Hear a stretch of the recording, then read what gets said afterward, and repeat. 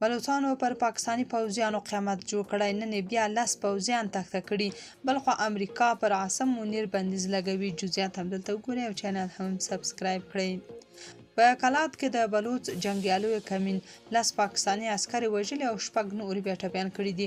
د کلات پر هربویي سیمه کې د پاکستاني پوځ پر موټر سایکل سپارو عسکرو د بلوچ پلتونپالو لخوا برید شوی چې په پایله کې 10 عسکر هلاک شوي او 6 نور ټپیان دي.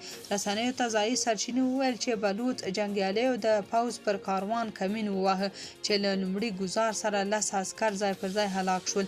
پاتې پوځیان د تېښتې په هڅه کې و چې 6 تنه نور بیا ټپیان شول. بلوچ جنگیالیو د عسکرو وسلې او تجهیزات هم نیولي او د دوی ویان جنید بلوچ ویلي چې دا برید د پاکستاني پوځ د ظلمونو پر ضد کړی دی.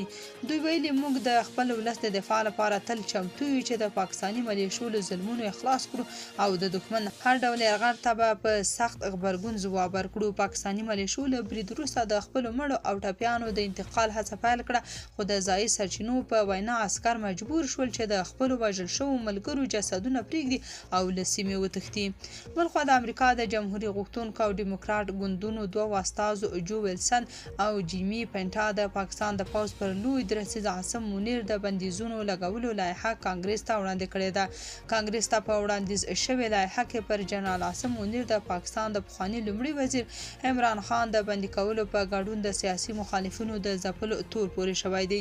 دغه مسوده چې امریکایي رسنۍ هیلي کاپي لیدلې د پاکستان دیموکراسي مسوده نومیږي او غواړي چې په راتلونکو 180 ورځو کې د پاکستان د پوځ پر مشر بندیزونه ولګوي. د دغه مسودې په تصویب سره به عاصم منیر امریکا ته له ننوتلو منع شي او دی به د امریکا د ویزې ترلاسه کولو امتیاز له لاسه ورکړي. تاسو په دې اړه څه نظر لرئ؟ کمنټ کې شریک او چینل هم سبسکرایب کړئ.